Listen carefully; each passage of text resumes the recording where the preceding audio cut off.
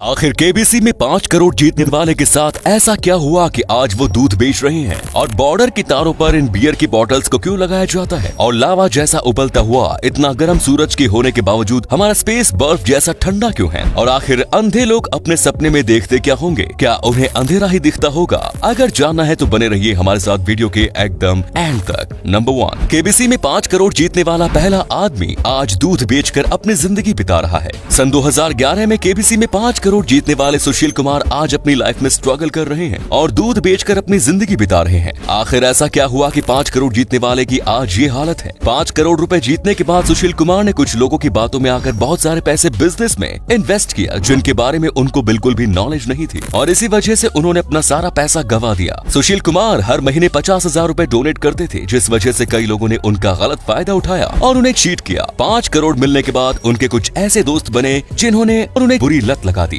इन वजहों से सुशील कुमार जी ने अपने पूरे 5 करोड़ रुपए गंवा दिए और आज उनकी ऐसी हालत है। दोस्तों इसीलिए कहते हैं पैसा कमाने से ज्यादा पैसा संभालना ज्यादा मुश्किल होता है। तो दोस्तों वीडियो को शेयर करना बिल्कुल ना भूलें, जागरूक करना बहुत जरूरी है। नंबर 2, आपने कभी न कभी ये गौर जरूर किया होगा कि बॉर्डर के तारों पर बियर की खाली बोतलें टंगी होती हैं, लेकिन इन बोतल्स का असल काम क्या होता है? असल में ये बोतल्स तब काम आते हैं जब बहुत ज्यादा धुंध की वजह से सैनिकों का बॉर्डर की निगरानी करना मुश्किल हो जाता है। जब कोई भी बॉर्डर पार करने की कोशिश करता है तो ये बॉटल्स एक दूसरे से टकराकर आवाज करने लगती हैं और इससे पता चल जाता है कि कोई बॉर्डर पार कर रहा है। दोस्तों हमारे भारत के जवान भारत की सुरक्षा करने के लिए बहुत ही जी लगन से मेहनत करते हैं, इसीलिए उन्होंने ये तरीका अपनाया। तो दोस्तों कई सालों से चलती आ रही ये तरीका आपको कैसा लगा कमेंट्स में जरूर बताएं। नंबर 3, दोस्तों इस दुनिया में कई ऐसे लोग हैं जो कभी भी अपने इमोशंस और अपने बातों को किसी को भी नहीं समझा पाते। फॉर एग्जाम्पल आपकी क्लास में कुछ ऐसे बच्चे पढ़ते होंगे जिनको शायद सभी सवालों का जवाब पता होता होगा, लेकिन फिर भी पूछने पर वो किसी भी सवाल का जवाब नहीं दे पाते होंगे, उनके मुंह से एक भी वर्ड नहीं निकलता होगा। साइंस में इस कंडीशन को एलेक्जिथामिया कहते हैं और दुनिया के लगभग 10% लोगों को ये प्रॉब्लम होती है। दोस्तों क्या आप भी अपने इमोशंस को दूसरे लोगों को नहीं समझा पाते?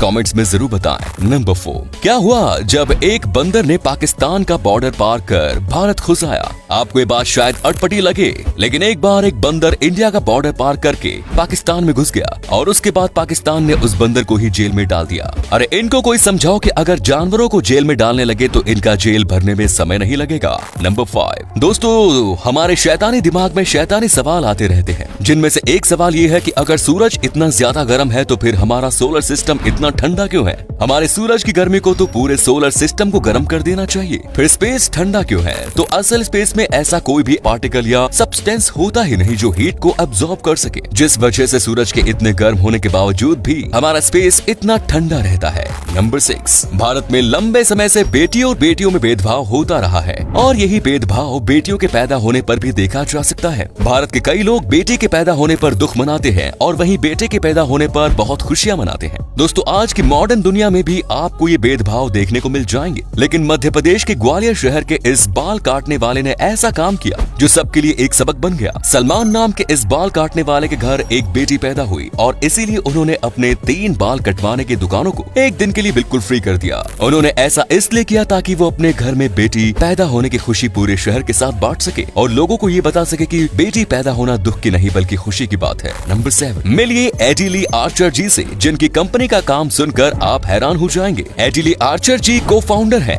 अटरनेवा नाम की एक ऐसे कंपनी की जो मरे हुए लोगों के राख से डायमंड्स बनाती है। ये बात 2015 की, जब एडिली आर्चर जी की सबसे बेस्ट फ्रेंड की कैंसर की वजह से मौत हो गई और वो अपनी बेस्ट फ्रेंड को हमेशा अपने पास रखना चाहती थी और इसीलिए उन्होंने अपने दोस्त की राख को हाई प्रेशर और हाई टेम्परेचर की मदद से एक डायमंड में बदल दिया ताकि वो पूरी जिंदगी अपने दोस्त को अपने साथ रख सके। एडिली आर्चर जी की कंपनी ने अभी तक सैकड़ों लोगों की राख से डायमंड बना चुकी है। नंबर 8, कुंग फू एक ऐसी कला है कि अगर आपको 3-4 लोगों ने भी घेर रखा है तो आप उनसे मुकाबला करने की ताकत रखते हैं। लेकिन क्या आपको ये पता है कि आज चाइना का कुंग फू जो पूरी दुनिया में फेमस है असल में चाइना का है ही नहीं। असल में भारत के ही एक निवासी ने चाइना को ये कला सिखाई थी। उनका नाम बोधिधर्मन था। अगर इतिहास के पन्नों को पलट कर देखे तो आज से लगभग 1500 साल पहले बोधि धर्मन अपने धर्म यानी कि बौद्ध धर्म के प्रचार के लिए चाइना गए थे और वहाँ उन्होंने कई लोगों को अपना शिष्य बनाया और प्राचीन युद्ध कला कलरी पट्टू सिखाई। बाद में धीरे धीरे इसी कलरी पट्टू युद्ध कला को चाइना के लोग कुंग फू बोलने लगे थे। ये बहुत गर्व की बात है कि कुंग फू भी हमारे देश भारत की ही संस्कृति थी और बाकी दुनिया ने भारत से ही कुंग फू सीखी। नंबर 9,